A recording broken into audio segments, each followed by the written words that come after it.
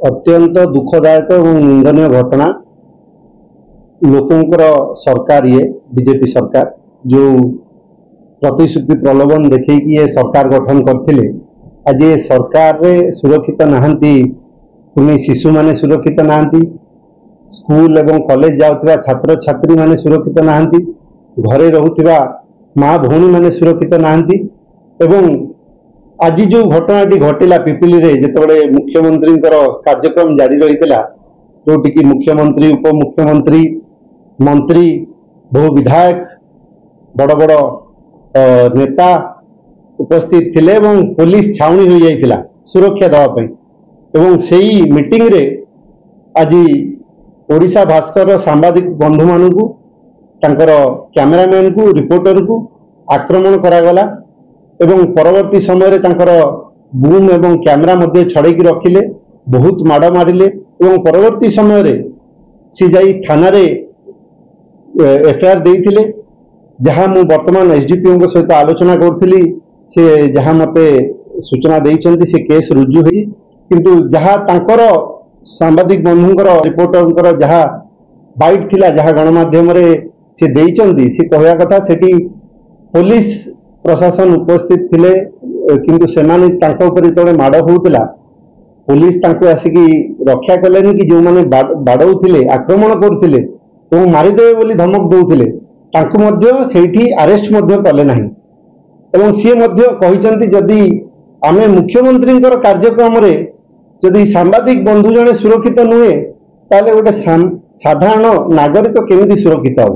ये बारंबार ये भली घटना घटी चलची। ऑफिसर मध्य ऑफिस रे सरकारी ऑफिस रे ऑफिस टाइम रे सुरक्षित नुहंती। पिपिली तहसील घटना जदि आमे नबा एवं बारंबार ये घटना घटी चलची। एवं वर्तमान जो वीडियो सोशल मीडिया रे गणमाध्यम रे वायरल होउची जो माने आक्रमण करिसंती से माने पिपिली रो छोट मान्यवर एवं पुरी रो बड़ मान्यवर सांसद कर एवं विधायक कर अति घनिष्ठ एवं बीजेपी रो कर्मी नेता निजे उपस्थित रही निजे आक्रमण करिसंती।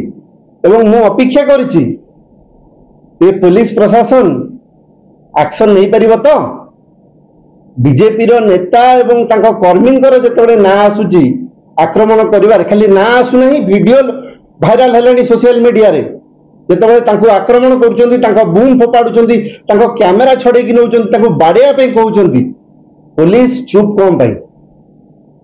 खाली सेतिकी नुहे जेतबे रिपोर्टर सांबादिक बंधु एवं तांकर कैमरामैन एफआईआर दवा पे केस रुजु करिया पे जाइतिले सेतबे इमिडिएटली बीजेपी रो पिपिली एनएससी रो एमपी कर प्रतिनिधि जे एनएससी रे चेयरमैन कैंडिडेट होई कि बीजेपी रु हारी थिले सी एवं जणे आउ जणे कुजी नेता तांकर बीजेपी रो ताकू धरिकी थाना रे आसीकी पहुंची गले।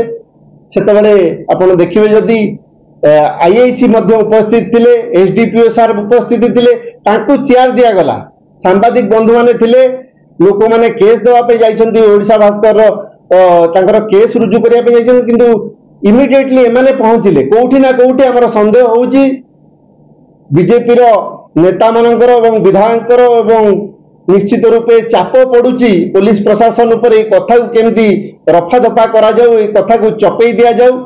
एवं ये सरकार बोधे भूली जाउची किछि दिन तळर घटना जेतबेले जणे ओएस ऑफिसर को ड्यूटी करला बेले आक्रमण हेतिला सेतबेले ओएस संघर समस्त मेंबर माने संघर मेंबर माने सरकार को चेतावनी देथिले कि जदि अरेस्ट न करिवो आमे ऑफिस जॉइन करिवनी कलम छाड़ आंदोलन करिवो से माने करथिले मध्य एवं सरकार बाध्य होई एक्शन नेइथिले। किंतु एमाने भूली जाउचंती आमर सांबादिक बंधु मानकर गणमाध्यम प्रतिनिधि मानकर पावर केते।